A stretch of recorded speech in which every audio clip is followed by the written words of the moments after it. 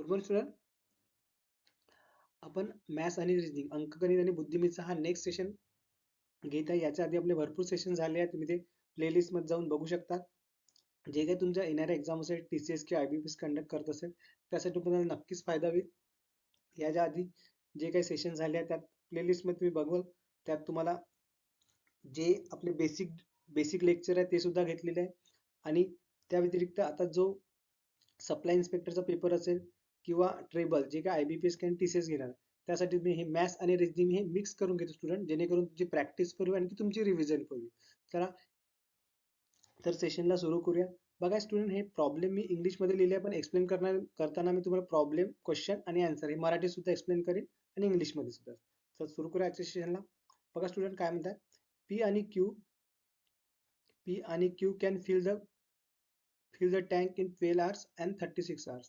म्हणजे P आणि Q ही 12 तास आणि 36 तासात भरतात. ठीक आहे. Where the pipe C can empty the fill the tank in the 72 hours. ठीक आहे. म्हणजे एक तिसरी पाईप आहे ते 72 तासात खाली करते student. All the 3 pipes are open together but P is close after 6 time. तिन्ही सोबत ओपन केल्या पण 6 तासानंतर P ने क्लोज केली. म्हणजे स्टुडंट हे सुद्धा प्रॉब्लेम हे पाईप अँड सिस्टमचा आहे. पाईप अँड सिस्टमचा म्हणजे जर जे काही तुम्ही आता पेपर बघितले असेल IBPS के TCS जितके काही पेपर घेतले, आता भरपूरचे पेपर झाले, भरपूरचे रिझल्ट लागले, सर्वांच माहिती आहे काही स्टुडंटचं सिलेक्शन झालं असेल तर हे प्रॉब्लेम तुम्हाला बघायला मिळतो. 25 मार्काचा सेक्शन असतो. नियर अबाउट 25चा जर सेक्शन असतो त्यात मॅथ्स आणि रिजनिंगचा हा खूप मोठा इम्पॉर्टंट रोल असतो स्टुडंट. म्हणून तुमचे प्रत्येक प्रॉब्लेम हे सॉल्व्ह झाले पाहिजे. ठीक आहे. बघा तर after how many hours the remaining part of the tank will be fill. ठीक आहे. तर बघा स्टुडंट यात काय म्हणतात, P Q आणि R. ठीक आहे. P Q आणि R. हाय P, हाय Q आणि हाय R. ठीक आहे. आपण हे जे प्रॉब्लेम आहे हे सर्व प्रॉब्लेम आपण LCM मेथडने सॉल्व्ह करतो, जेणेकरून तुम्हाला टाइम पण वेळ कमी लागतो आणि तुमचा कन्सेप्ट सुद्धा क्लिअर होतात. ठीक आहे. मग P काय म्हणतात सर स्टुडंट, बघा 12 तासात भरते म्हणजे मी जेव्हा फिल करते तेव्हा मी प्लस घेतो. ठीक आहे. आणि Q हे 36 तासात भरते. ठीक आहे. Q हे 36 तासात भरते. स्टुडंट बघा, आणि C हे तिसरा पाईप आहे. PQR पकडा किंवा C पकडा. ठीक आहे. PQR पकडा, C ला R कन्सिडर करा. ती तुम्हाला 72 तासात खाली करते स्टुडंट, टँक खाली करतात. ठीक आहे. हे झाले 3 प्रकारचे pipe. All 3 pipes are open together but pipe P is close after 6 hour. पुढे इथपर्यंत तुम्हाला समजलं असेल. आता बघा हे 12 तासात हे 36 तासात भरते आणि तिसरा जो पाईप आहे 72 तासात म्हणजे खाली करते. ठीक आहे. तर आपण या तिघांचा एक LCM घेऊया. LCM असा घेऊया की तिघांचा त्यात डिवायडेशन झाला पाहिजे. जर LCM मी जर स्टुडंट 72 घेतो तर 72 जर LCM घेतलं तर माझं तिघांचं पण डिवायडेशन जाते. 12चा पण भाग जातो, 36चा पण भाग जातो आणि 72चा पण. म्हणजे 12चा जर भाग गेला तर माझा 6 येईल इथे. ठीक आहे. 36चा भाग गेला तिथे माझा 2 येईल. ठीक आहे. आणि 72चा भाग घेतला तिथे 1 येईल. पण हे मायनस मध्ये आणि हे प्लस मध्ये. ठीक आहे. इथपर्यंत माझं झालं. इथपर्यंत तुम्ही पहिले प्रॉब्लेम सॉल्व्ह करा स्टुडंट. जर तुमची कन्सेप्ट क्लिअर असेल तर कमी वेळात तुमचे प्रॉब्लेम सॉल्व्ह होईल. पेपरमध्ये पण तुम्हाला सॉल्व्ह करताना तुम्हाला असं 100% कॉन्फिडंट राहील का मी सॉल्व्ह करू शकतो, तेव्हा तुम्ही ते हँड टाकाल स्टुडंट. ठीक आहे. बघितल्यानंतर तुमच्याशी वेळ कमी असतो तर तुम्हाला वाटेल काही सोडू शकतो, तर तुम्हाला जर कन्सेप्ट क्लिअर असेल तर तुम्ही त्यात बरोबर कन्सेप्च्युअल वाईज जाल. ठीक आहे. नेक्स्ट बघा आता काय म्हणतात, इथे आपण आता नेक्स्ट स्टेप घेऊ. पहिली स्टेप झाली student, but pipe P is close after 6. म्हणजे 6 तासानंतर काय P ने क्लोज केलं, पण 6 तासापर्यंत तिघे जण होते असं म्हणता येईल मला. ठीक आहे. 6 तासापर्यंत तिघे जण होते. 6 तासानंतर P ने क्लोज केली म्हणजे जी काही टाकी होती त्याने P ने 6 तासानंतर क्लोज केली. चला आता 6 आणि 2 8 आणि हे तिघांनी सुरुवात केली म्हणजे 6 2 8 आणि हे -1 म्हणजे 7 कन्सिडर करू. 6 2 8 आणखी -1 म्हणजे 7 कन्सिडर केलं. आणि किती 7 तिघांनी मिळून किती तास काम केलं, 6. सायन्स आता 42 हे त्यांचं तिघांचं काम झालं.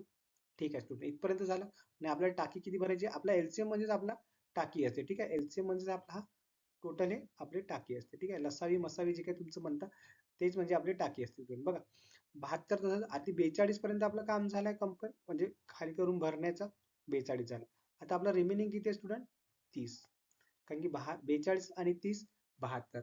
ठीक आहे. 72. आता 30 आपलं रिमेनिंग आहे. बघा after how many are the remaining part of the tank will be fill. ठीक आहे. आता किती तासानंतर आपला भरेल? 72 आणि 42 झाला.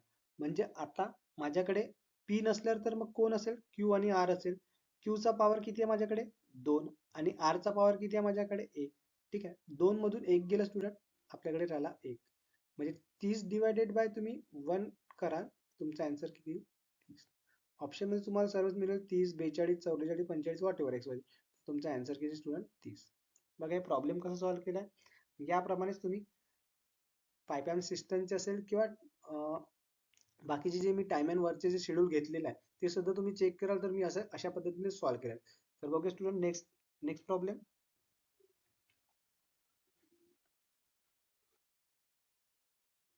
बघा स्टुडंट, नेक्स्ट प्रॉब्लेम काय? A shopkeeper sold a two article. Student, shopkeeper sold a two article rupees 1500 each. ठीक आहे. One of the gain 12% and second hand loss of 12%. What is the overall percentage gain or loss? म्हणजे एक दोन article आहे, 1500 रुपये इचचा article आहे. ठीक आहे. एक 1500चं एक आर्टिकल आहे आणि 1500चं एक आर्टिकल आहे. ठीक आहे. एक विकलं आपण 12%नी प्रॉफिटनी, एक विकलं 12% सेलनी. स्टुडंट, हे मला काढण्याची गरज नाही. जेव्हा तुम्हाला प्रॉफिट पर्सेंटेज गेन हा सेम रेशो असतो स्टुडंट, तर तुम्हाला हे वॉट एव्हर काय असेल, तर तुम्हाला जर पर्सेंटेज विचारलं असेल तर हे काढण्याची गरज नाही. जर प्राइस एक सेम असेल, सेम प्राइसने विकले असेल आणि पर्सेंटेज पण सेम असेल प्रॉफिट अँड लॉसचे, तर हे तुम्हाला काढण्याची पण गरज नाही. जर वेगळं असेल तर तुम्हाला काढावं लागेल, अदरवाईज तुम्हाला काढण्याची गरज नाही. 12 × 12.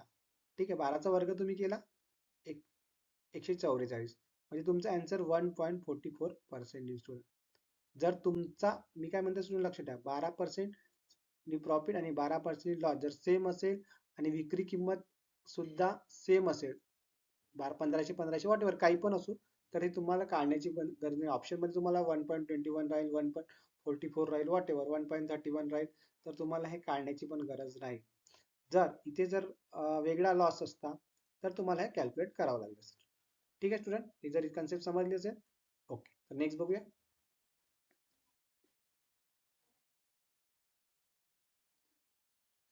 बघा स्टुडंट, ही नेक्स्ट प्रॉब्लेम आहे. काय two pipes P and Q can fill the 16 hours and 20 R.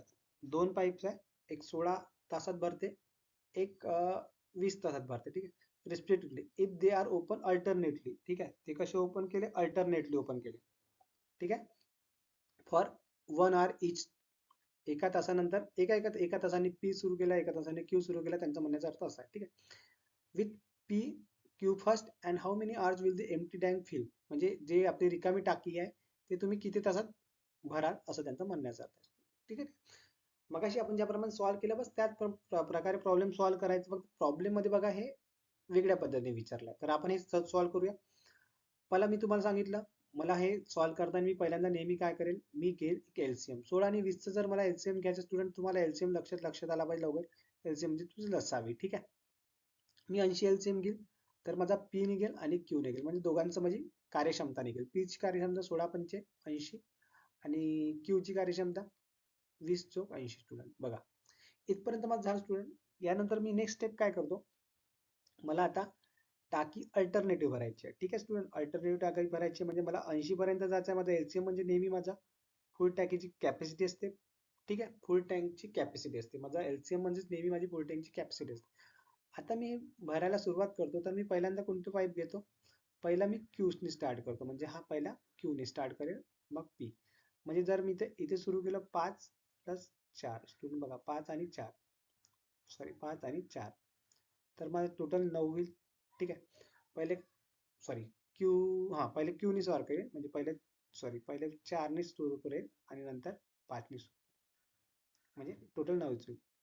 ठीक आहे. पहिले क्यू स्टार्ट करेल, मग पी ने स्टार्ट करेल, म्हणजे 4 आणि 5, आणि मला असं 80 पर्यंत जायचं. ठीक आहे. तर असे 9, 2, 3, 4, 5, 6, 7, 8. जर असं मी करत जाऊ 9, 9, 9, 9, 9, 8 वेळा जाईल, तर माझे 72 पर्यंत यायचं माझं फील होईल तुला. ठीक आहे. म्हणजे हे माझे 9चे 8 टप्पे झाले. यात एका टप्प्यात दोघं जण आहे, म्हणजे 9, ठीक आहे, इंटू 2. ठीक आहे. 8 टप्पे आहेत, 8 × 2 स्टुडंट, म्हणजे हे इथपर्यंत माझा आन्सर हे 16 तास झाले. इथपर्यंत माझं कम्प्लीट झालं स्टुडंट. ठीक आहे. 8चे माझे 9 9 हा 9चे माझे 8 टप्पे झाले. 8 टप्पे इंटू 2 म्हणजे 16 तास माझे इथपर्यंत झाले स्टुडंट बघा. ठीक आहे. 9 9 9 9 9 9 9 72 झाले. पण आता मी 9 आणखी ऍड करतो तर माझे 80चा वर जाईल स्टुडंट बघा. अशा प्रकारे माझा 80चा वर जाईल. पण मला 80चा वर नाही गेला कारण का माझी पॉवर कॅपॅसिटी किती आहे? टँकची क्षमता किती आहे? 80 आहे. मग आता मी नेक्स्ट पहिल्यांदा कोण घेतो? मी क्यू घेतो नेहमी. ठीक आहे. चल मला स्टुडंट पहिले मी क्यू घेईल. मग यात मी क्यूचा पॉवर ऍड करेन.